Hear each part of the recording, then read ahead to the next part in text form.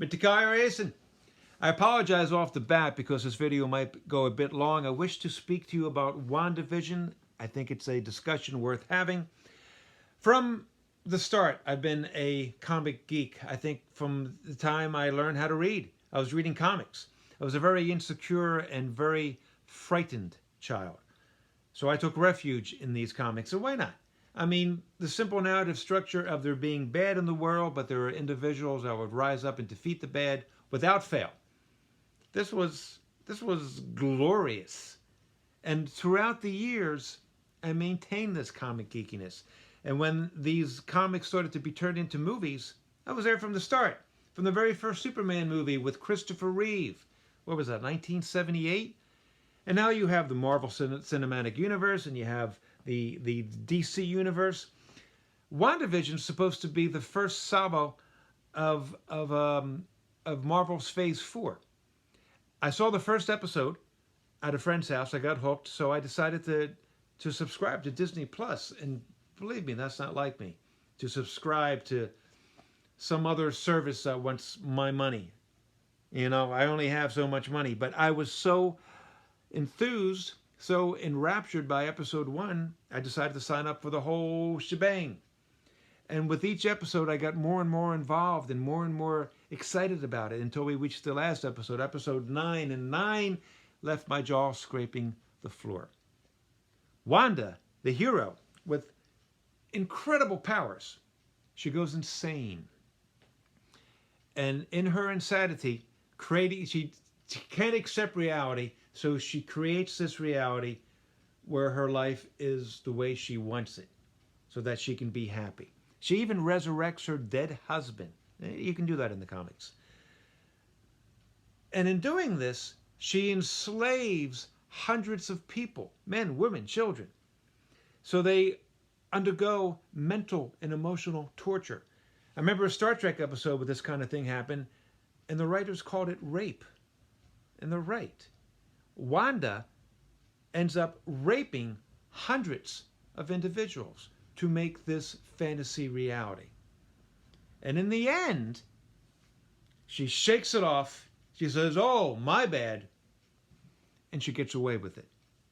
No consequences. There's not even an attempt to have a consequence. Her resurrected husband, Vision, as he realizes, as they both realize that this fantasy world must end, he gives this impassioned, noble speech about the power of their love. Totally ignoring all the people that Wanda hurt. And she retires to a cabin somewhere in the mountains somewhere, and you just see her sitting there alone, thinking, I guess, contemplating the error of her ways, hopefully trying to figure out how to atone for her ways, but we don't know. We just see her sitting there. And it's interesting because so many of the fans of these movies and of these comic stories are progressives. There are so many sites, websites, that are dedicated to these comic stories. And so many reviews written by people who identify themselves as progressives or espouse progressive values. But progressives believe in that oversight. They believe in the government having that oversight. Even with the whole brouhaha about the police. It's not just get rid of the police and let anarchy reign.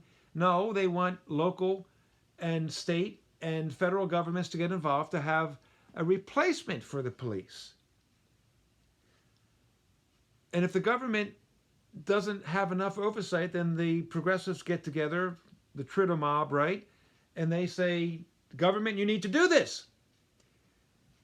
They believe in oversight. Conservatives believe in oversight. Americans believe in oversight. People around the world believe in oversight because oversight is necessary for the healthy functioning of society.